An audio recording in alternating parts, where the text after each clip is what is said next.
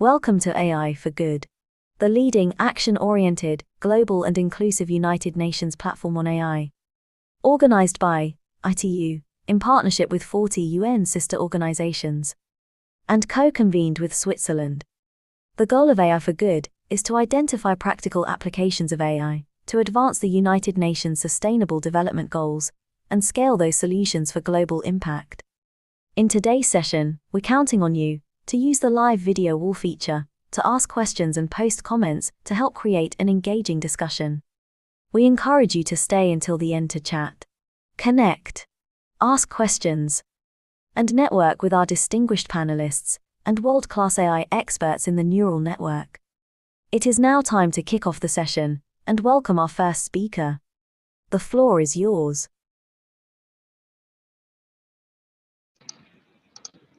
Hello, everyone. Thank you for joining us today, and welcome to this AI for Good session on achieving controlled fusion gain in the laboratory. Many thanks to our speakers, Dr. Annie Critcher and Dr. Jim Gaffney, physicists at the Lawrence Livermore National Laboratory, for accepting our invitation. I am Jacques Hergé for the International Atomic Energy Agency. The IAEA is the World Center for Cooperation in the nuclear field and seeks to promote the peaceful uses and applications of nuclear technology. This AI for Good session will give an overview of how to achieve controlled fusion gain in the laboratory. Please type your questions and comments into the neural network chat function. We'll try to go through those during the session. For those of you working or interested in fusion and plasma science, make sure you check out the IAEA's AI for Fusion platform. I will share the link in the chat. Our coordinated research project on artificial intelligence for accelerating fusion R&D is developing AI applications in fusion science at an international level. Please consider attending our next workshop on AI for accelerating fusion and plasma science from the 20th of November until the 1st of December in Vienna, Austria. Links in the chat as well. Without further ado, please welcome Dr. Annie Critcher and Dr. Jim Gaffney.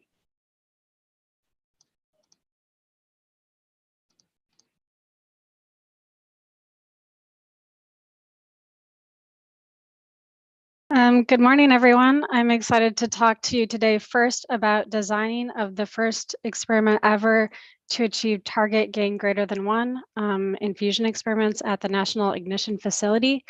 And then following my talk, Jim Gaffney will talk about applying a machine learning cognitive simulation model to generate a probability distribution for this experiment or this new design to actually achieve ignition. So on December 5th, 2022, this marked a significant advance in inertial confinement fusion research. It showed us that there's nothing fundamentally limiting achieving more fusion energy out than what you put into the target to initiate the fusion reactions. And we did this in a controlled laboratory experiment. So the plot on the left-hand side shows the fusion energy in megajoules that's generated from the fusion plasma as a function of calendar year, and each bar on here, excuse me, represents a specific experiment where we had tried to generate fusion energy. So here, this line is the energy of the laser that's input into the target, so essentially the driver energy on the target. And on December 5th, 2022, we exceeded that by about 1.5x, thus achieving target gain greater than 1 in a laboratory and also ignition. This experiment reached more than 30 quadrillion watts, but for 90 trillionths of a second. They're pulsed experiments. We reached pressures greater than 2 times the center of the sun, temperatures greater than 5 times the center of the sun.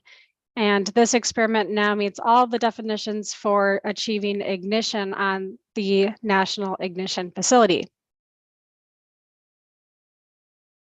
So these experiments are performed at what we call the National Ignition Facility, which is the world's most energetic laser. And this laser enables the creation and study of microfusion explosions where we generate the fusion energy. So this laser, the building is the size of 3 football fields. There are 192 laser beams that come down in this direction and enter a target chamber, a spherical target chamber that's about 10 meters in diameter. Inside of the target chamber sits a 1 centimeter long hollow can. Inside that hollow can sits a tiny BB-sized, 2 millimeter sized capsule, and that capsule contains deuterium tritium fuel. So with the lasers, what we're trying to do is take this and compress that down to half the size of a human hair. And that's how we get our crazy intense little star-like fusion plasma in the laboratory. So to reach fusion ignition and gain in inertial confinement fusion experiments, this requires heating and compressing of the deuterium tritium fuel to very extreme conditions and for a duration of time. So Lawson-like criterion. Here we have our deuterium and tritium fusion reaction, creating an energetic neutron and alpha particle or helium. This reaction requires tens of millions of degrees to overcome the Coulomb barrier, which is the electrostatic repulsion between the D and the T. As you can imagine, it's really difficult to get a significant amount of fuel material to those conditions. So what we do in these experiments is compress and heat only a small amount of the initial DT fuel in a central hot spot plasma. So here's the initial condition. This is the capsule that I showed on the previous slide. Inside of the capsule sits a cryogenic deuterium tritium ice layer of ice, and then a DT gas core. And what we're trying to do here is do mechanical work on the initial DT gas and a small fraction of the DT ice by spherically imploding the DT fuel and the capsule. So the DT ice layer becomes a piston, which then does mechanical work on the hotspot plasma. So as we're imploding in, this is what we look like at peak convergence or peak compression when we're at the smallest volume. There's a very extreme hot plasma in the center, and it's surrounded by a cooler, denser shell of DT fuel. So the idea here is we want to get hot enough and dense enough in the central plasma. We want to do enough work on the central plasma so that we can ignite that central plasma. And what that does is that then sends a burn wave into the remaining cooler, denser DT fuel. And that's how you can burn up more of the fuel without having to heat it all with mechanical work. So a key aspect here is the self-heating or alpha particle or helium heating. We reabsorb the alpha particles that are born in this reaction.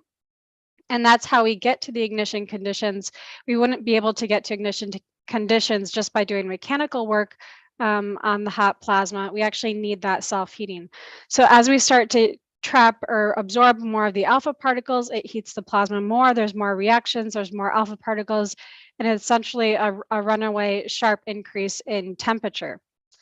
So the challenge here is that we have a lot of sources for cooling. The plasma just wants to cool itself off.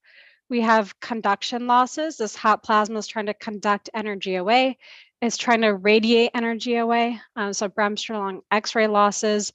And another major source of loss is actually the explosion. So we're doing work on the plasma by imploding it and squeezing it and doing mechanical work.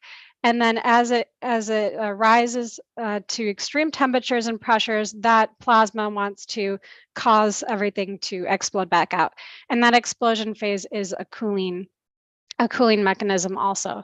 So another really important aspect of the DT fuel piston doing work on the hotspot is to have a nice dense fuel piston to hold the plasma together for long enough so you can burn up as much of the fuel as possible before the explosion phase happens.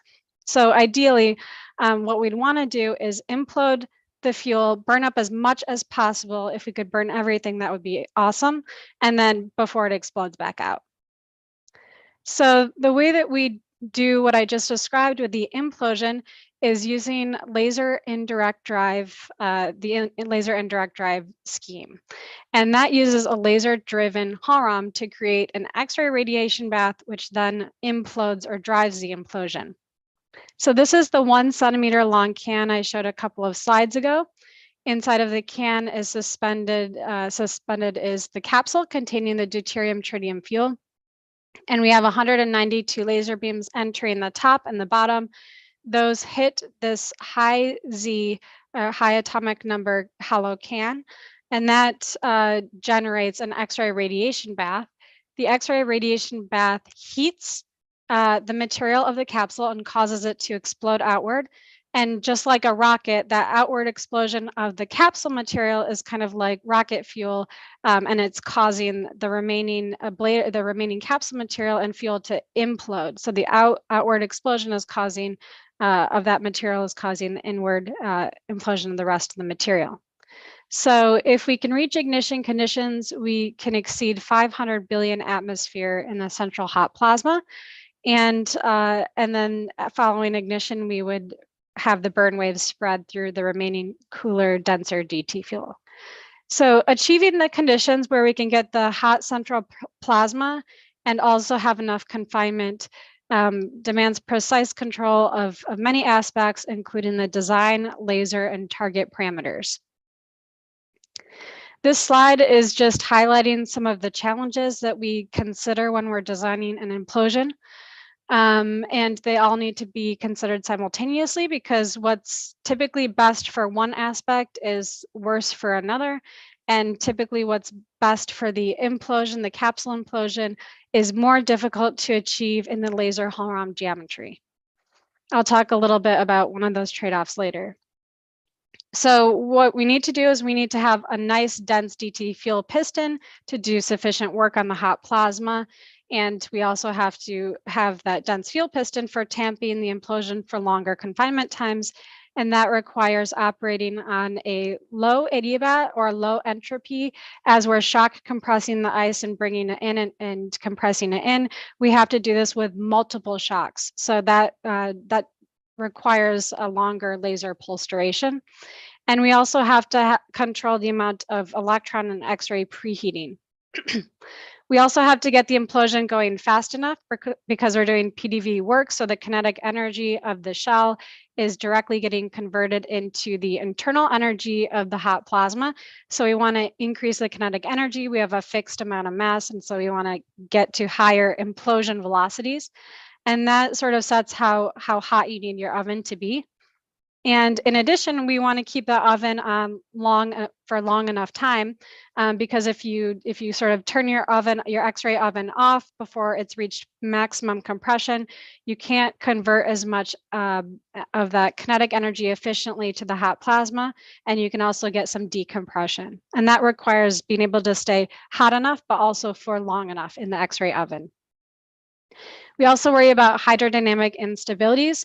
We have seeds for these instabilities, and we also have design stability that we need to consider. So what I'm talking about when I say hydrodynamic instabilities is we have instabilities that jet the capsule material into the hot plasma and cause the hot plasma to radiate energy away and cool off. And so we have defects in the ablator which can do this. We have our Rayleigh-Taylor mixing at interfaces which can do this as well, and that's a design stability consideration. We also worry about low mode asymmetries. When I say low mode, I mean sort of the kind of squash like this or squash like that in diamond shape. We want the implosion to come in as spherically as possible to do the most efficient work on the hot plasma. And also so we don't get things like thin spots in the implosion where you can lose confinement. So the way that we do the design, we use a variety of different tools. I'm showing two main ones here, which is we have these integrated simulations where we model the laser beams coming into the Hall-Rahm or the can and creating the X-ray radiation drive and the capsule implosion as well. These experiments, these simulations need to be benchmarked against experiments because they're not, we're not quite there to be able to model everything from first principles accurately. So we need to benchmark against a variety of experiments where we can calibrate this radiation drive. We then extract the radiation temperature as a function of space and photon energy, and we put that onto separate calculations where we can model things in higher resolution. So this is a capsule only, and now we're being able to model things like mixing at interfaces, Rayleigh-Taylor mixing. Here's a jet of material shooting into the hot plasma, and that's actually caused by a little tiny tube that sticks into the side of the capsule. And that's how we fill the capsule with deuterium tritium fuel. And that little tube can cause these hydrodynamic instabilities. So we can model things like that in higher resolution. So the best way to sort of describe how we've been able to make progress in achieving ignition over the decades is to be able to look at a plot of how we've improved the hotspot energy density. So we need to couple enough energy to the hot plasma to get enough reactions going. And we also need to have high enough pressures and hotspot densities so that we can reabsorb the alpha particles for more self-heating to be able to get to ignition conditions. So you need both. You need to couple a lot of energy to your hot plasma, driver energy, and you also need to reach high enough hot spot pressures. So on a plot of like this, here is the theoretical ignition boundary and some simulations underneath it. And so if you have enough of pressure and energy, you cross the boundary and you've ignited, and now you're burning up the rest of the fuel. So the early experiments at the NIF started out very low in both pressure and hotspot energy. And just one more quick note is that here we take out the impact of the alpha heating on these two quantities, because these are the quantities we're trying to control without the presence of alpha heating. And once you cross a boundary, then alpha heating takes over. So in this first experiment, we had a lot of issues with asymmetries. You can see here, this is the hotspot plasma surrounded by the dense DT fuel, and it's very non-uniform. It has a diamond-like shape and a lot of structure here, hydrodynamic instabilities, issues with the tent that holds the capsule in the center of the hull ram, sending material into the hot plasma. We got a little bit better here by making some design changes and not converging quite as far, so giving a little bit up of total potential gain, fusion gain, to actually get a cleaner plasma. And then here, switching capsule material. So we started out with plastic capsules holding the DT fuel, and then moved to what we call high density carbon, which has the same density as diamond, but it is a carbon shell. And that is less, that doesn't, it's not as perturbed by the tent that holds it in the center of the hull ram. So there was less of these issues here, and we are able to get more symmetric because essentially because diamond is higher density. To have the same, you want a certain amount of capsule remaining, so you don't burn it all off. You want to keep a little bit there. And if you have a higher density carbon, if we're talking about total mass, you can have a thinner shell. And the thinner shell, the shell thickness is what sets the duration of the laser pulse that needs to go into the hull ram. And the longer the laser pulse, the more difficult it is to achieve symmetry. And so with the shorter laser pulses, we're able to achieve a more spherical-like implosion. So we were able to increase the pressure quite significantly.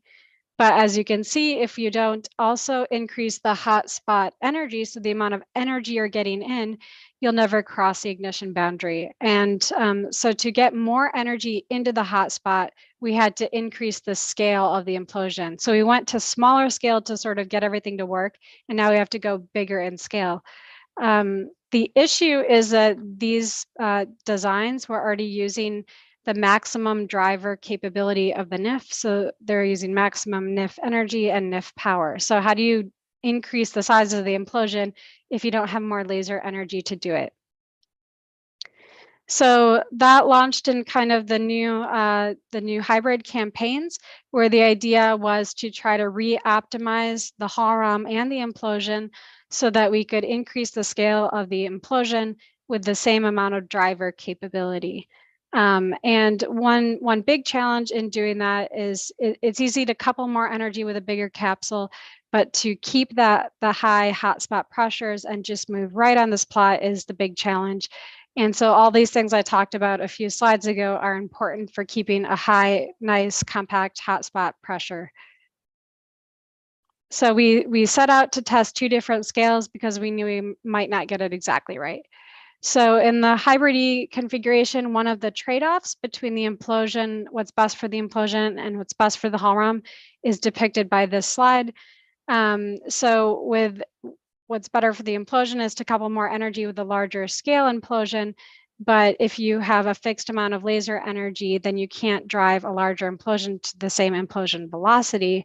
And so what we did here was we kept the same radiation oven temperature to be able to achieve the same implosion velocity. So we didn't scale up the oven. And that makes it more difficult to achieve a nice symmetric radiation temperature surrounding the capsule. So basically, we squeezed a much bigger capsule into essentially the same size of a can. And here's a simulation of this configuration on the left, and here's kind of a cartoon. So the reason this becomes more challenging for symmetry, for radiation drive symmetry, is that there's less room between the capsule and the wall for the laser beams to get to the center of the hull ROM. And as time goes on, as you increase the capsule size, you need to increase the duration of the laser pulse. And so that gives more time for plasma to ingress into the path of your laser beams. So we have plasma from the wall creating the X-ray radiation drive, but that's moving into the path of your laser beams. And there's also less space in between the expanding ablator plasma and the wall plasma to get the beams into the center. So those laser beams, they get absorbed near the outside of the hull ROM, and then you don't have enough temperature inside of the hull ROM, and you get something that looks like this, where the implosion is squashed or pancaked.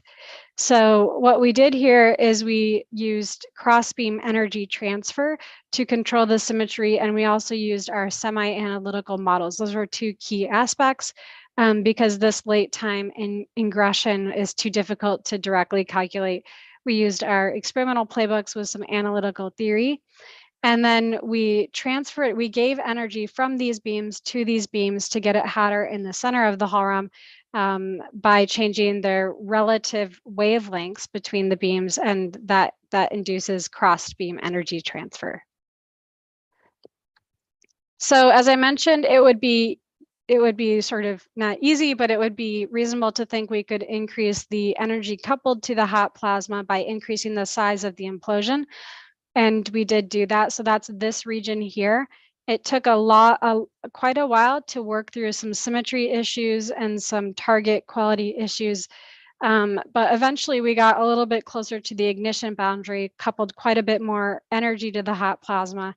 But as you can see here, the pressure dropped quite significantly, and that's not what we want, obviously. And so that was with a slightly larger capsule that we tried initially. Another issue with going to the slightly larger capsules is that the diamond actually ended up exhibiting thousands of holes or voids. There was holes in the diamond, and that seeded more hydrodynamic instabilities, which perturbed the hotspot plasma. So then what did we do to regain pressure? We were able to go back up here, higher in pressure. We gave up a little bit in hotspot energy coupled, by going to a slightly smaller scale. So I mentioned we started out to test two different scales. This capsule is only smaller by half the size of a human hair. That's how much it's smaller. But it was being just a little bit smaller let us re-optimize the other metrics that are important for achieving a high hotspot pressure. One of those is this coasting time or late time ablation pressure. So here's a scaled laser pulse shape. Here's our laser power as a function of time, and there's 3 distinct steps which launch 3 shocks into the DT to compress it on a low 80 bat. And then that creates a radiation temperature that looks like this in red. And the challenge is we want to get going fast enough, so we want this part of the drive to be high, but we also only have so much laser energy available. So we also need to keep this temperature up late time. But if you only have enough, a certain amount of laser energy available, eventually this will just have to cool down. The smaller sized implosions are just a little bit smaller. So here's a scaled capsule radius. So the capsule starts out at large radius and gets smaller as a function of time. It's imploding in here. And the slightly smaller capsule was able to implode slightly earlier because it started out slightly smaller. And that with the same radiation profile gave a little bit more of this kick at the end of the implosion, which ended up bringing us to the burning plasma regime and allowed us to get the hotspot pressure up. So we had a simulations suggested that this could still be further increased or optimized, but at this point we didn't want to give up on uncoupled hotspot energy. We already gave up a little bit there, so we didn't want to go smaller again in size. So what did we do to further reduce the coast? So to further reduce the coast or keep the late time oven hotter for longer, we shrunk the ends of the hull rum. So a lot of temperature escapes out of those holes at the end of the hull rum. But you can't just, you can only do that a little bit because the laser beams need to get into the hull rum.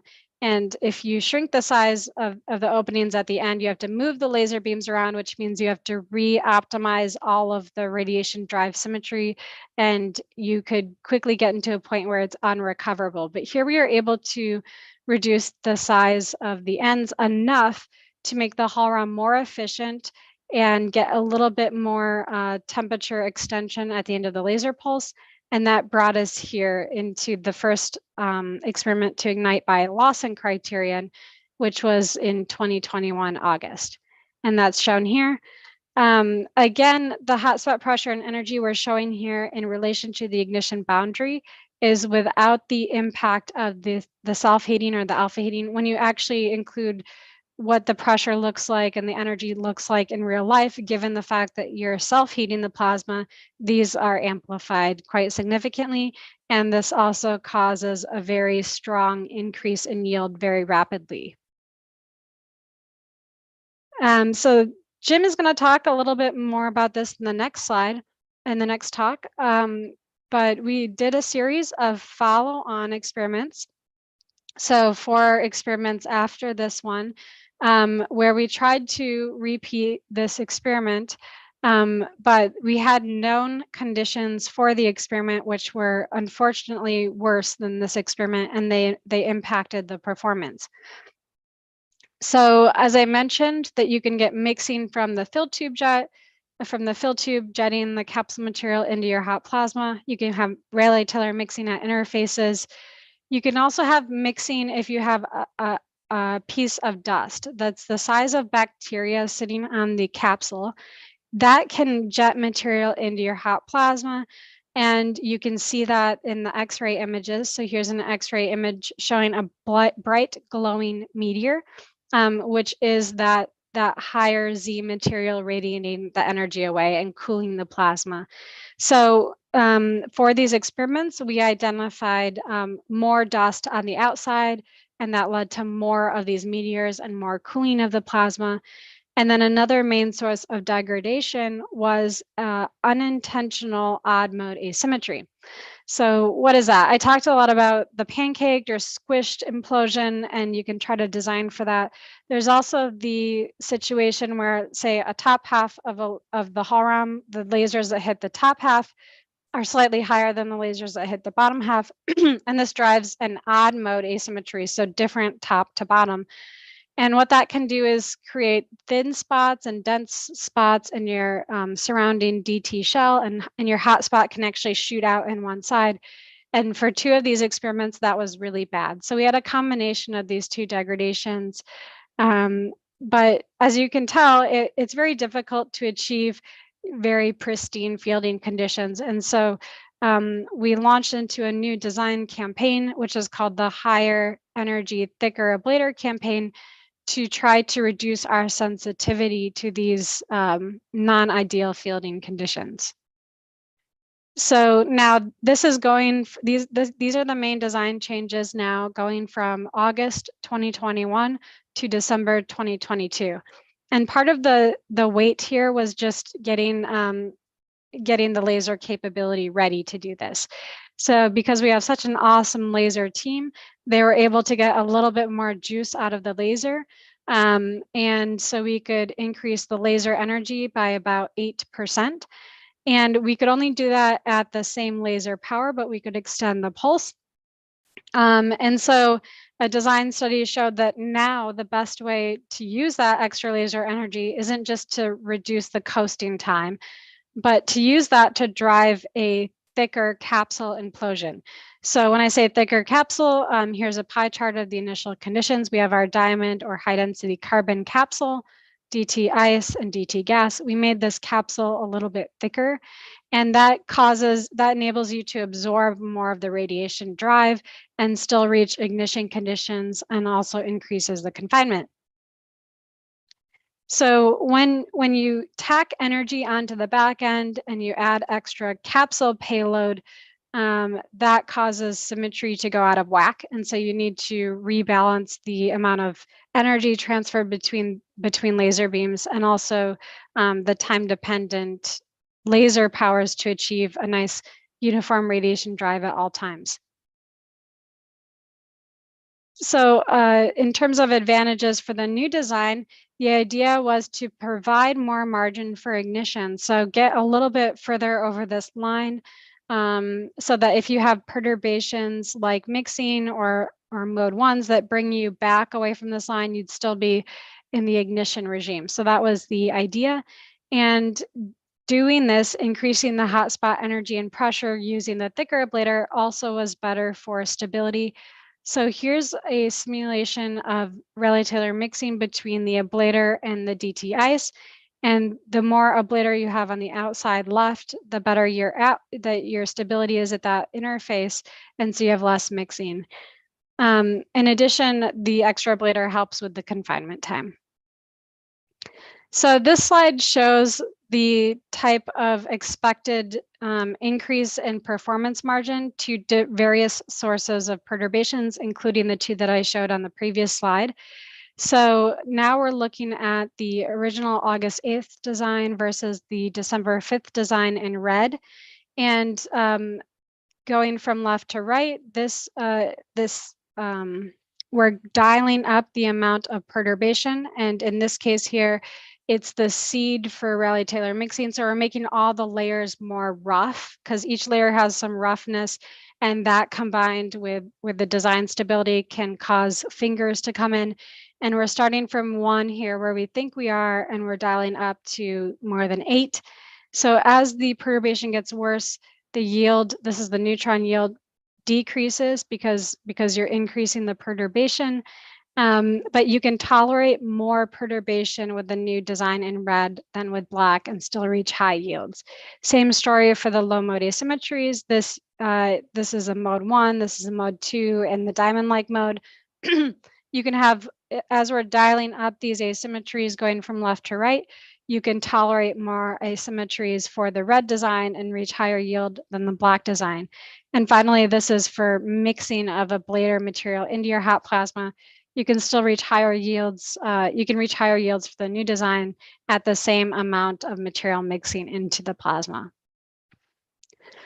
So the first attempt was actually in September, not in December, of the new design. And it showed us that we did have more margin to worse fielding conditions, which was the intent of the new design. So here we're at 1.22 megajoules, and that's with some known visible perturbations. So as you extend the laser pulse, and as you dial up the amount of energy you're transferring between beams, there's restrictions on how much you can dial that up on a given experiment, because there's a potential for laser backscattering and damaging the optics. And so in the first experiment, we ended up being too squashed, too pancaked. We didn't have enough drive on the waist of the hull rum. But even with the pancaked implosion, we were able to achieve high yields. And this level of pancaked implosion would have totally killed the yield of this guy. And also, we noticed that there are many more defects within the diamond shell itself. So that these observations motivated the next test, which is to try to see if we could make this more spherical by dialing up the crossbeam energy transfer. So to fix the shape, we increased the amount of wavelength separation between the beams that hit the outside of the hull rum and beams that hit the inside of the hull rum. And that enabled more transfer of energy from the outers to the inners and more drive on the waist of the hull rum, which made it more spherical. And when you do this, you also have to rebalance the amount of power on each beam as a function of time so that you're symmetric during all times. And just as an example over here on the right, I'm showing how different we make the powers on the different beams to try to achieve this nice uniform radiation drive in the presence of all this plasma filling and the lasers trying to get in.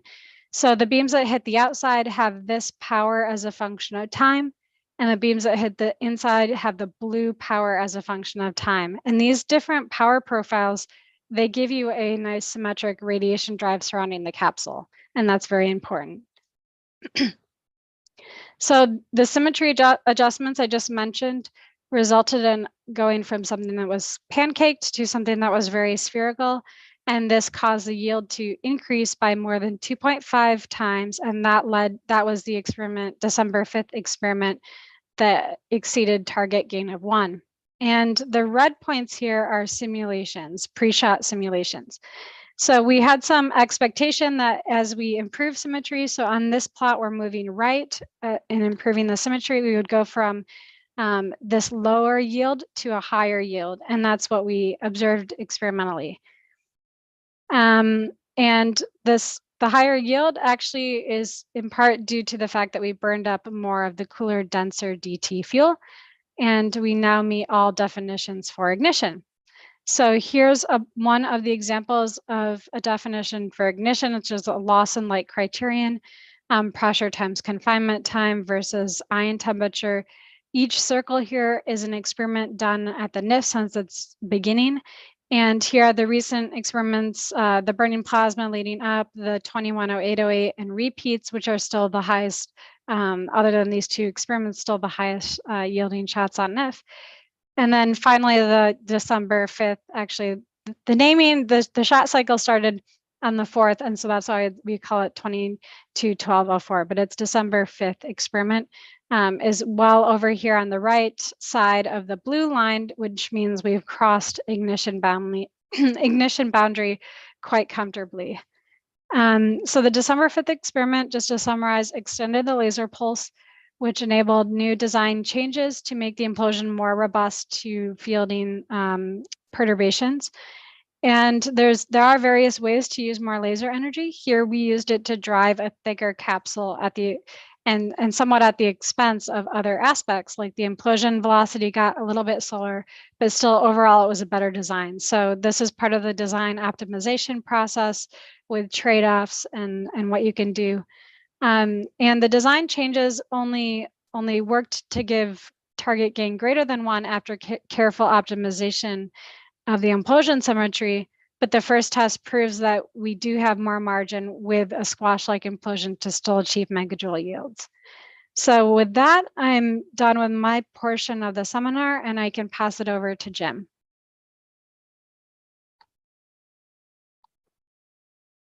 Great, thank you, Annie. Awesome talk, as always.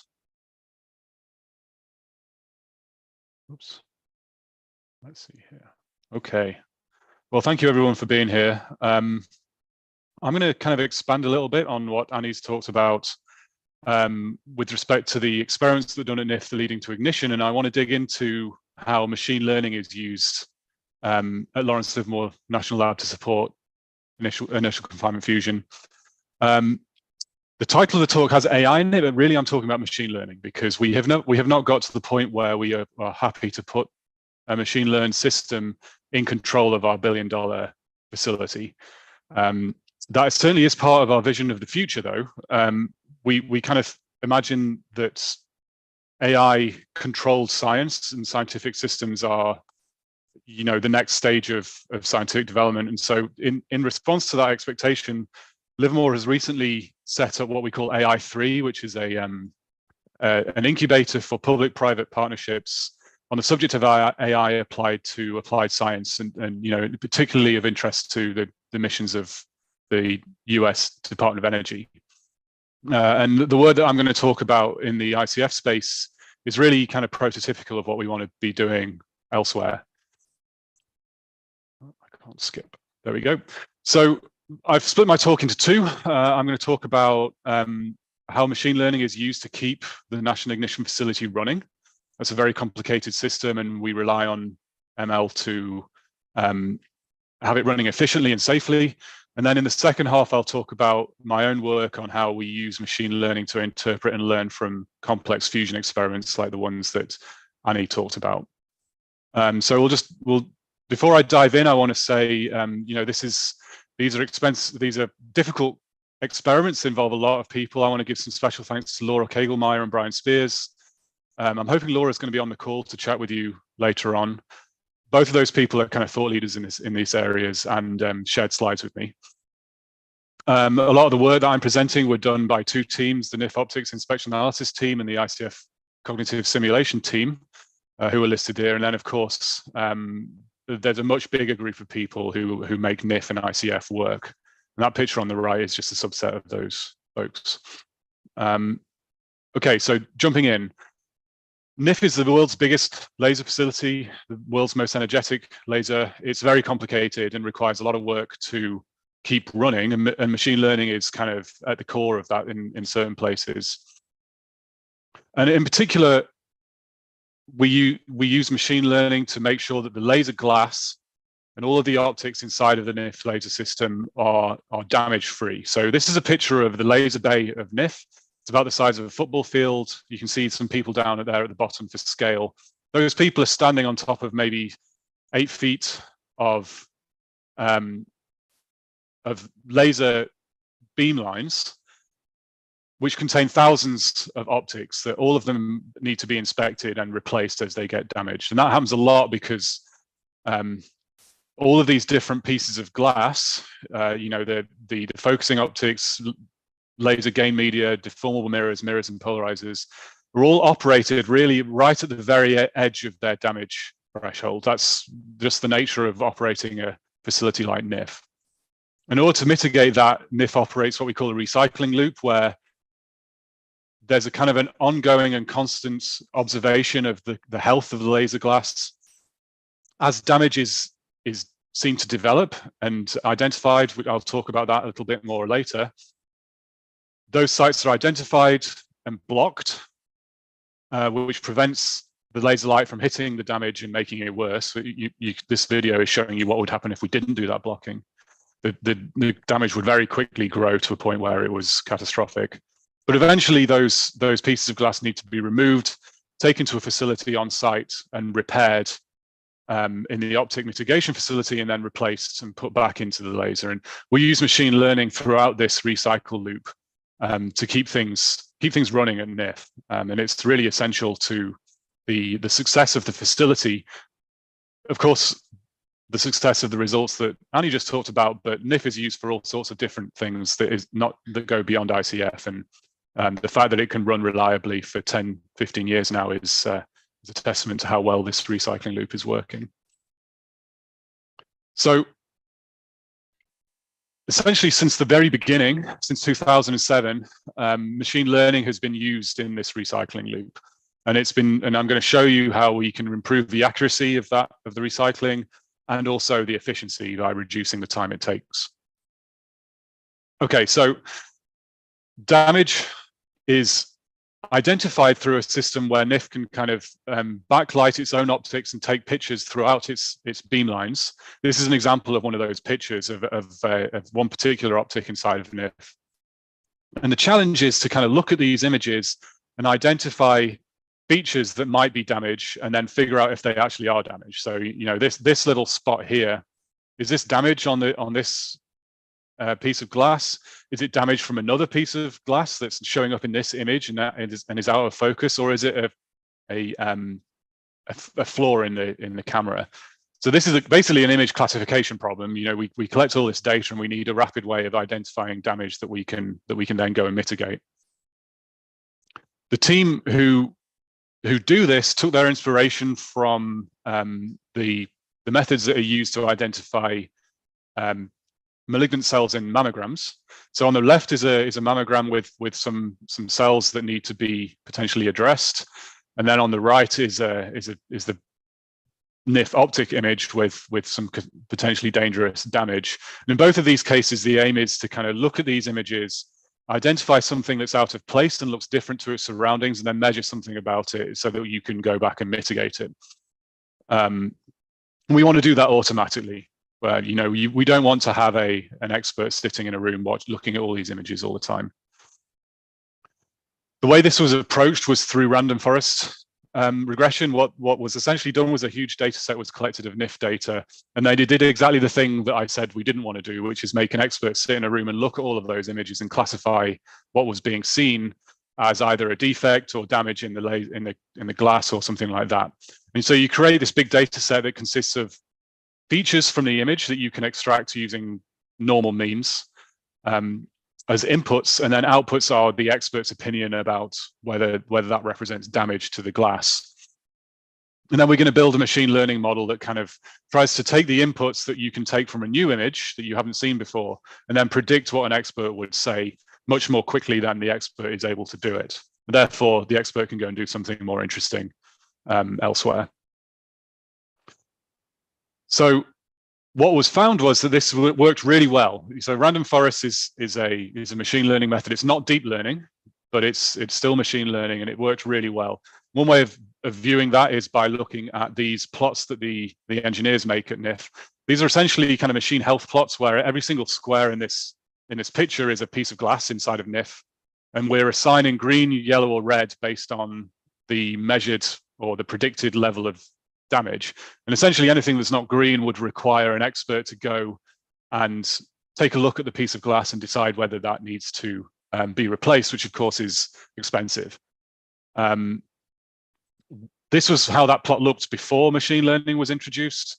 And then once you switched on the machine learning algorithm, almost all of those red and yellows turned to green. So what that's telling you is that the kind of naive, not machine learning based approach was giving you a lot of false positives, false alarms on damage to the laser system, and of course that would represent a huge efficiency loss for the operations of NIF. And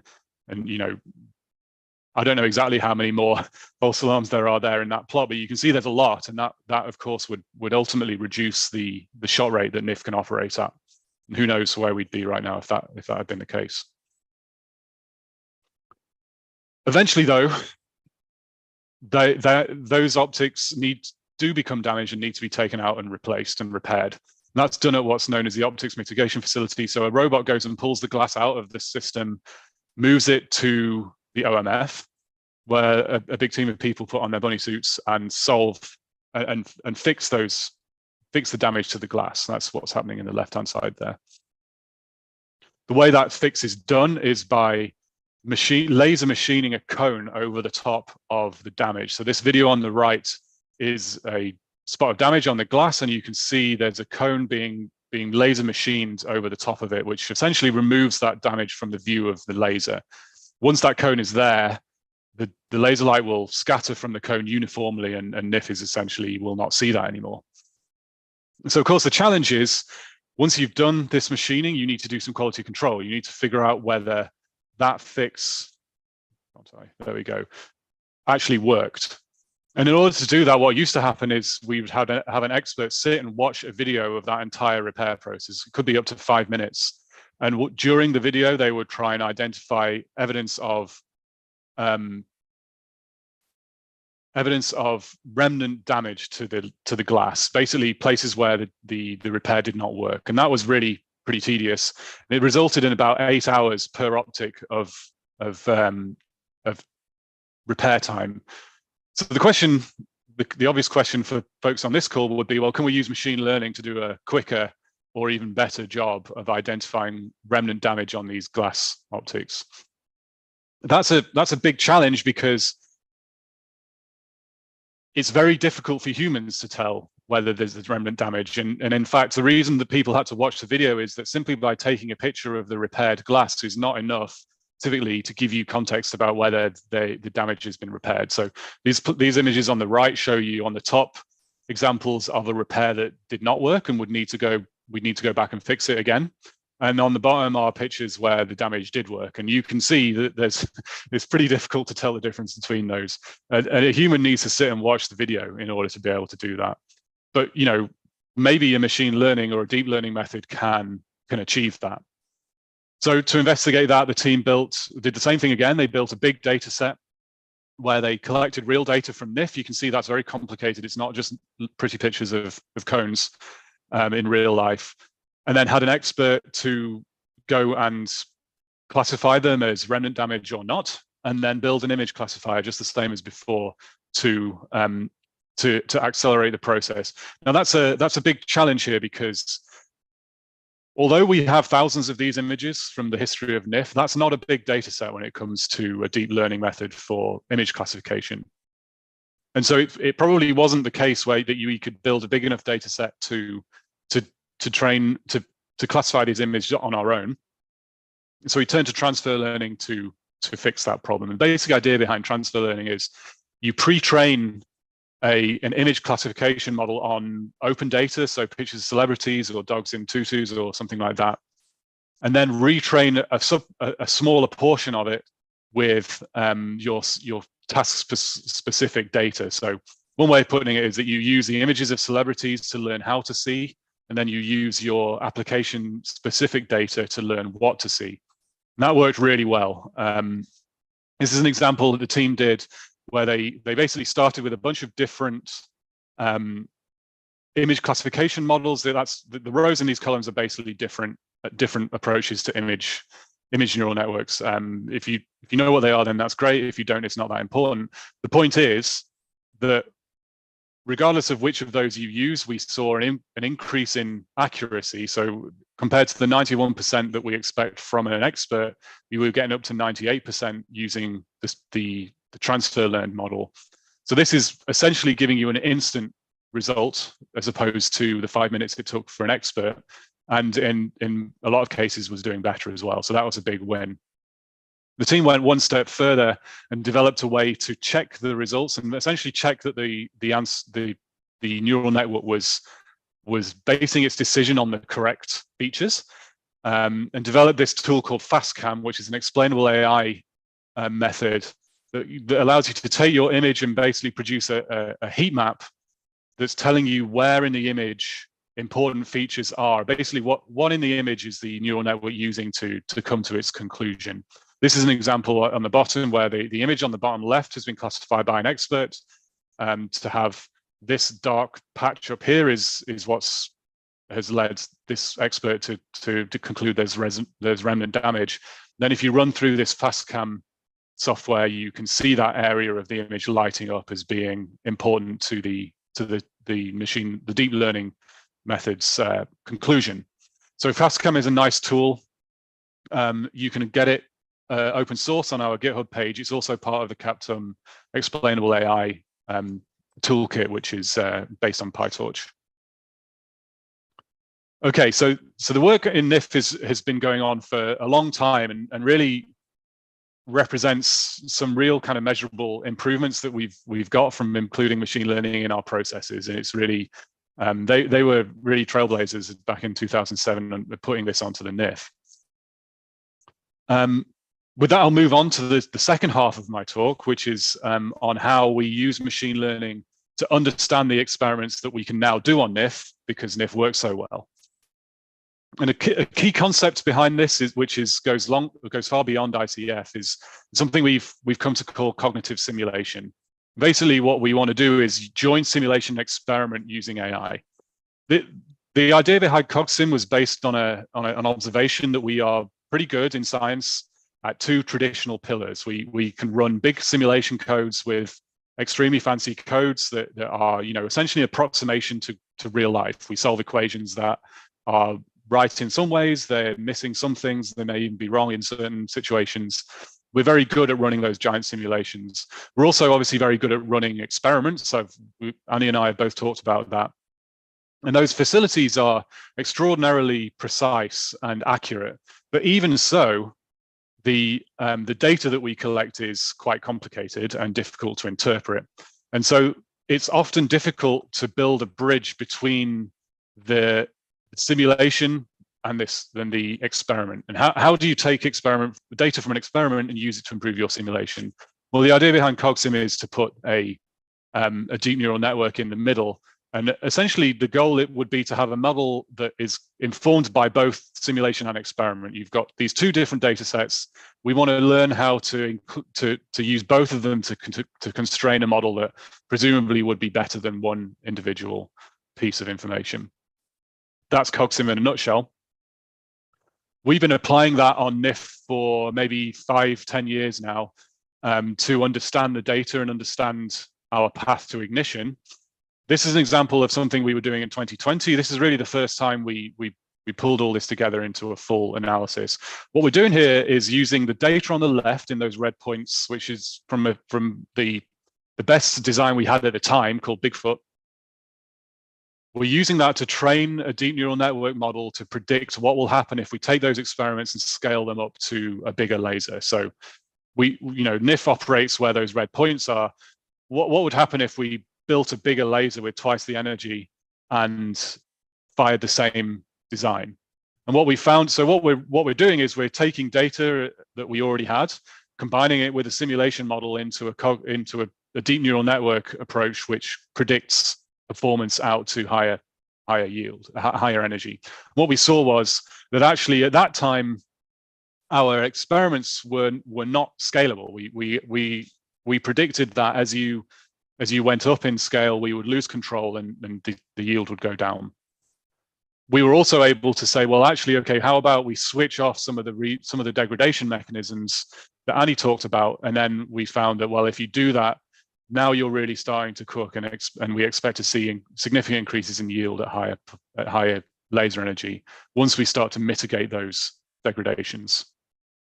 Fast forward to today, what we're doing is essentially exactly the same thing, but we're applying it to predict the outcome of shots shortly before they happen.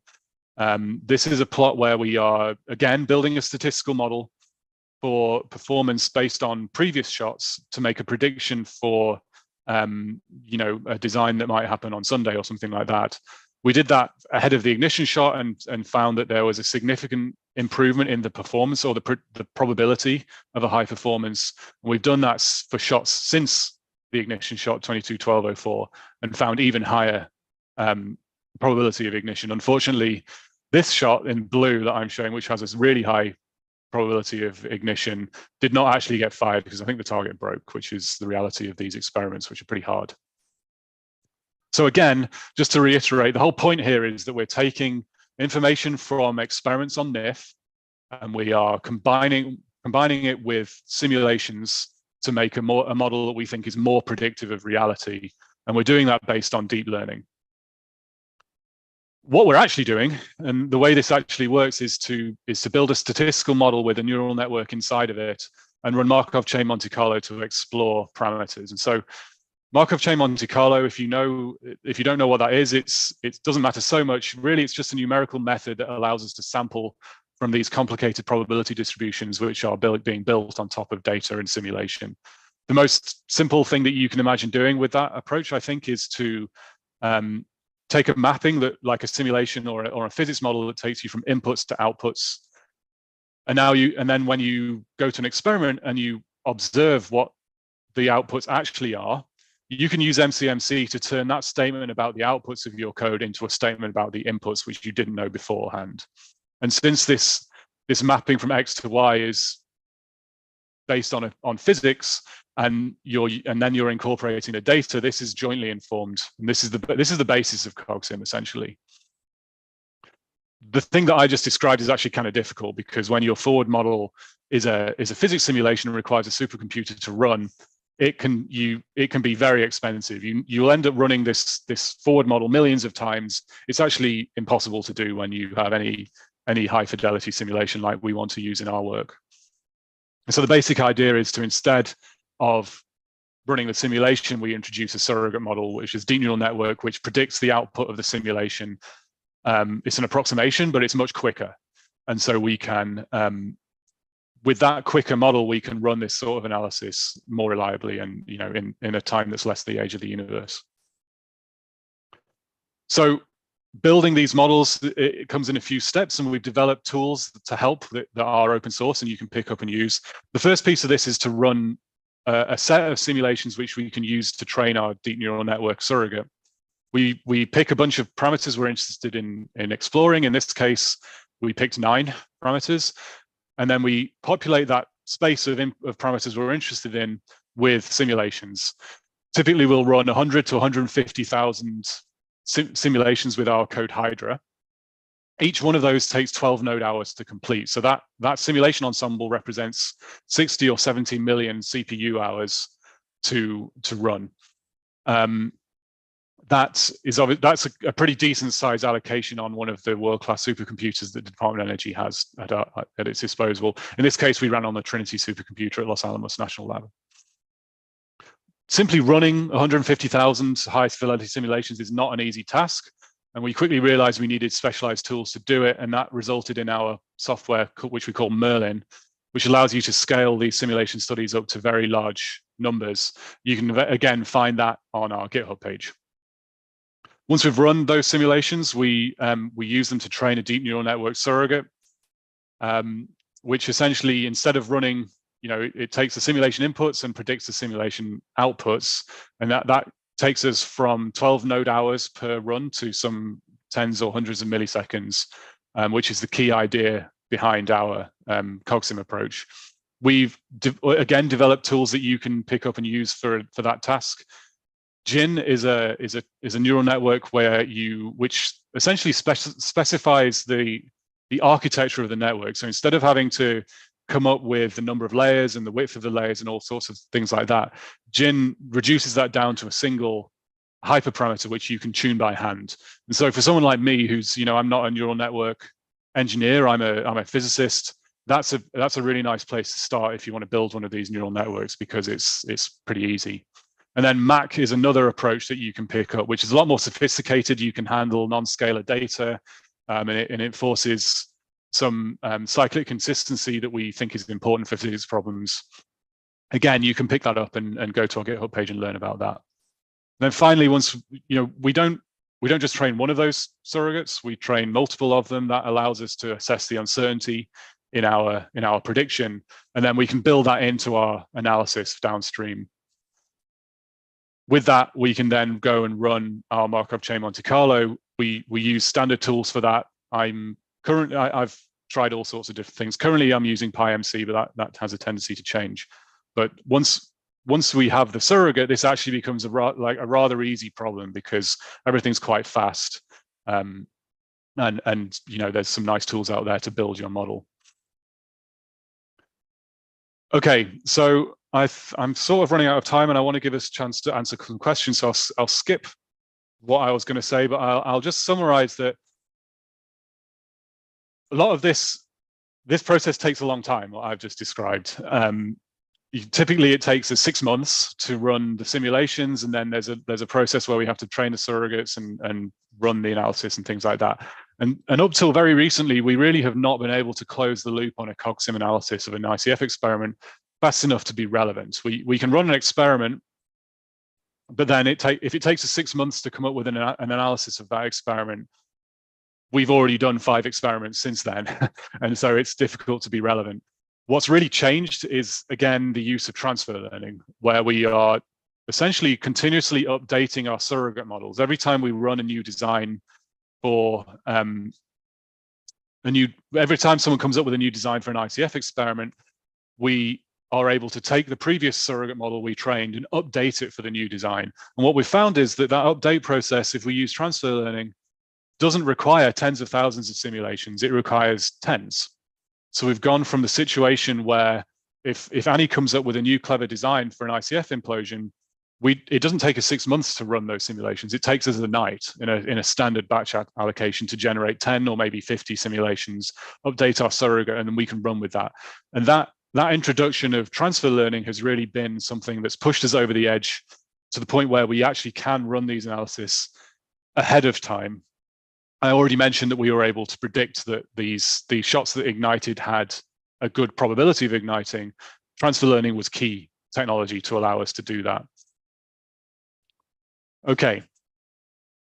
So I'll wrap up by saying, the work that I've talked about is kind of very exciting, and really it represents multiple different things coming together driven by this very important mission, which is inertial confinement fusion. We're really kind of excited about taking what we've learned and applying it to other missions. And so we've been thinking a lot about a strategy of how to do that. And that's developed into what we call this DDMD strategy. Essentially, discovery, design, manufacture, and deployment is a rubric for how we do our applied science and technology on the largest scale. So big science, big technology follows this kind of rubric. And what we're currently doing is using the DDMD strategy to kind of identify places where AI can feature, and take existing AI technology and feed it into different stages. And so this kind of strategy is really driving the way we think about how AI will affect our science in the future. We're pretty excited about doing that, and that's ultimately one of the things that the AI3 incubator is aiming to do at Livermore. So with that, I'm only 5 minutes late, so I'll stop, and I think we're ready to take questions. Thank you, everyone.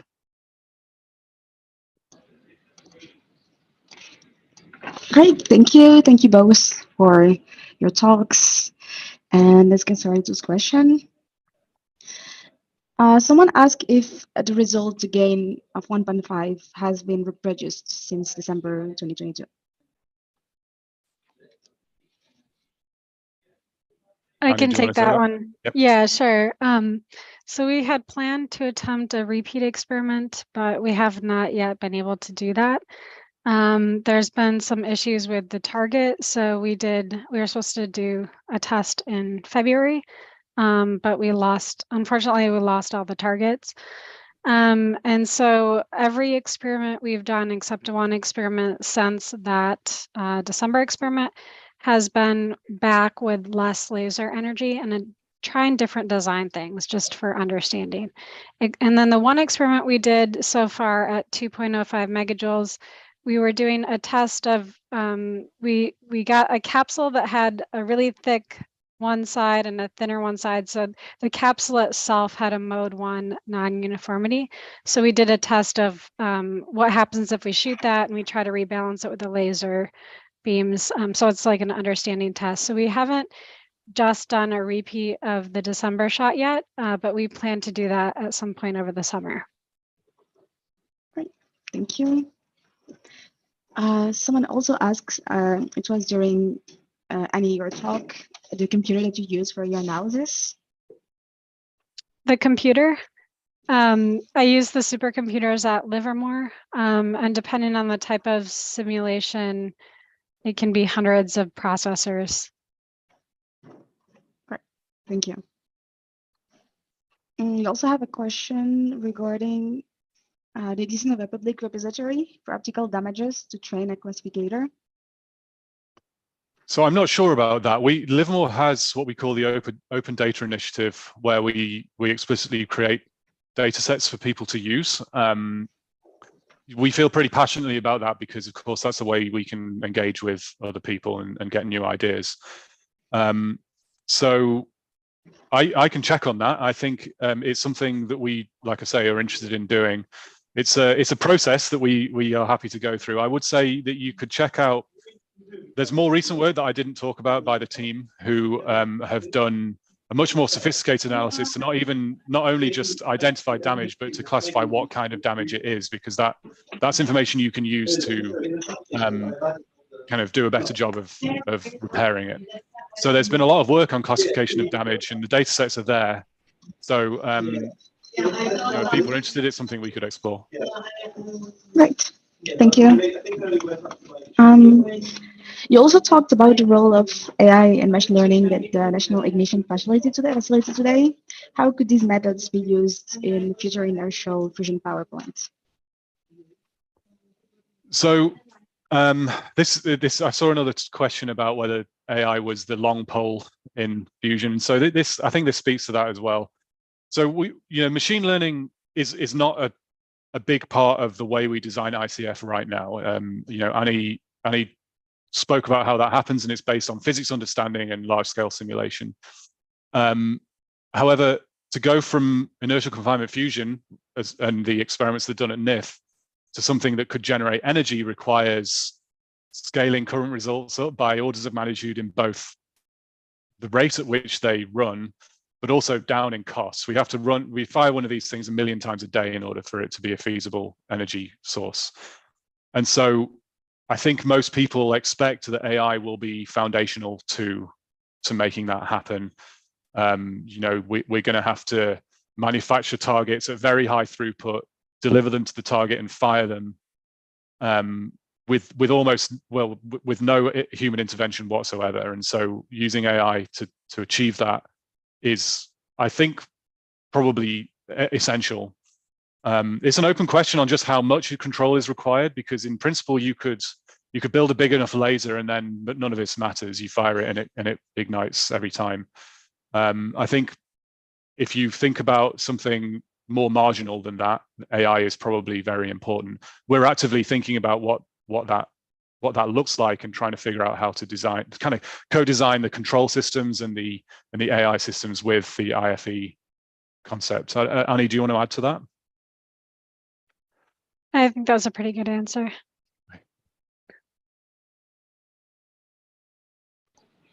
Great, thank you. Also, what are your short-term plans to increase fuel burnout fraction and gain at the NIF? Yeah, so we're continuing to try to make design improvements beyond the December experiment.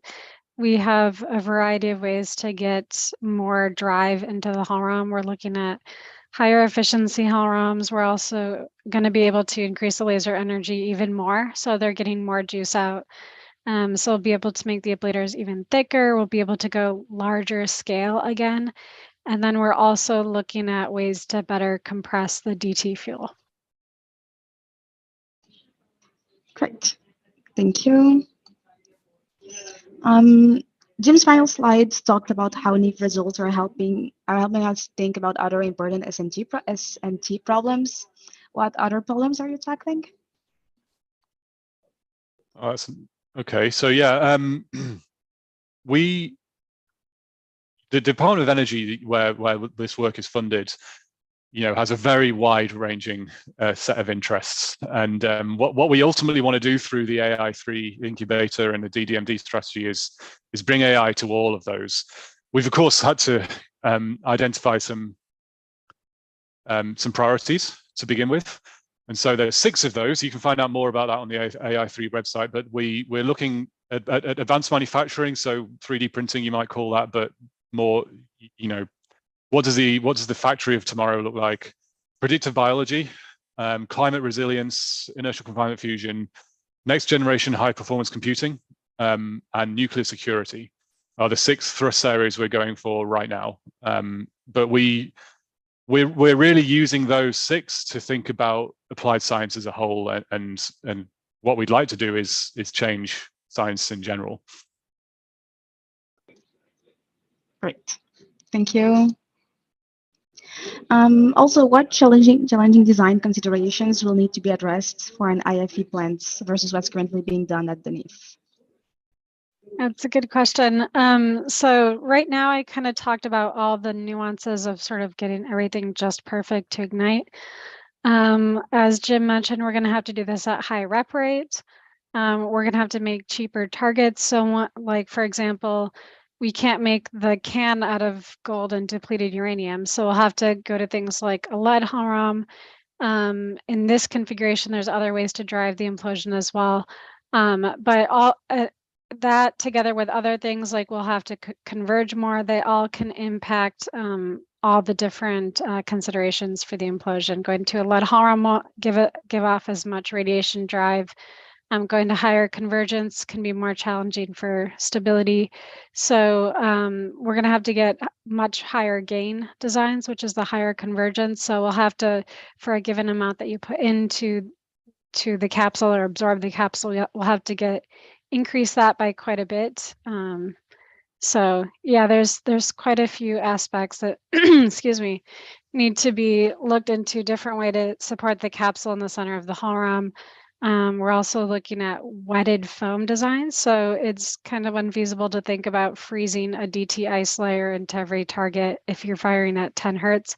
There's also the issue of the inventory. So having a DT liquid layer inside of a DT foam. All of these things become more challenging for being able to get a high gain design, but would be required for an IFE plant. Great, thank you. If there are no other questions, we'll stop here. Thank you again for joining us today, and thank you, Annie and Jim, for these interesting talks. Okay, thank you so much. Thanks, everybody. Thank you. Bye. Bye. Thank you for participating in today's AI for Good session. We hope you've learned something new, innovative, and engaging in today's event. We now encourage you to continue the conversation on the live video wall in the neural network. Here you can ask questions, like and comment, share links, complete the poll, connect with interesting profiles, or speak one-on-one using the chat and video function. We invite you to explore the lobby, try the smart matching quiz, visit the virtual exhibits, poster boards, the eShop, and build your personalized AI for Good program. Let's shape the future of AI for Good. AI is a powerful tool.